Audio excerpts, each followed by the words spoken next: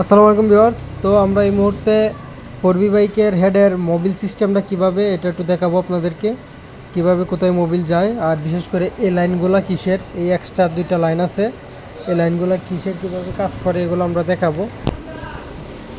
তো এখানে বিষয়টা হচ্ছে, এটা হচ্ছে আমাদের মোবিলের লাইন, এটা দিয়ে হেডে স্টিকে মেইন স্টিক দেওয়া মোবিল উঠে এদিক দেওয়া ওঠার পরে যে এদিকে আলাদা এক লাইন আছে, তারপরে এখানে আসে, এইখানে বিয়ারিংয়ের ভিতরে মোবিল ঢুকে।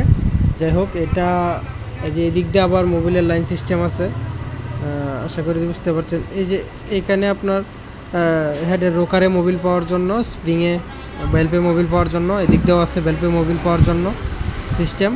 যাই হোক, এখান থেকে এখানে হেডে মোবিল আসে, তারপরে এখানে যে মূল রহস্য যেটা, এই দুইটা ছিদ্র কিসের, এই দুইটা ছিদ্র হচ্ছে আপনার এদিক দিয়ে যখন মোবিল ওঠে হেডের মধ্যে, তখন এদিক দিয়ে মোবিল ওঠার সঙ্গে সঙ্গে এদিক দিয়ে আসে, এদিক দিয়ে আসার পরে এইখানে যায়, ঠিক আছে।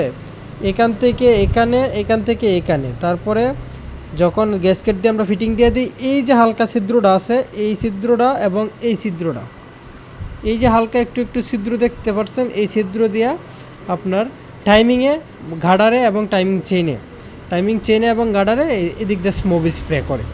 তো যাই হোক, এই রহস্যটা উন্মোচন করে দিলাম, আপনাদেরকে জানিয়ে দিলাম। যারা অবশ্যই এই জিনিসটা দেখে বুঝতে না পারবেন, তারা অবশ্যই এই জিনিসটা খেয়াল করবেন, আর এই ভিডিওটা দেখলে অবশ্যই বুঝতে পারবেন। ধন্যবাদ সকলকে। আর ভিডিওটি ভালো লাগলে অবশ্যই কমেন্ট করবেন, লাইক করবেন, আর চ্যানেলটি সাবস্ক্রাইব করে সঙ্গে থাকবেন। ধন্যবাদ সকলকে। আমার চ্যানেলে এই ধরনের ভিডিও সবসময় পাবেন।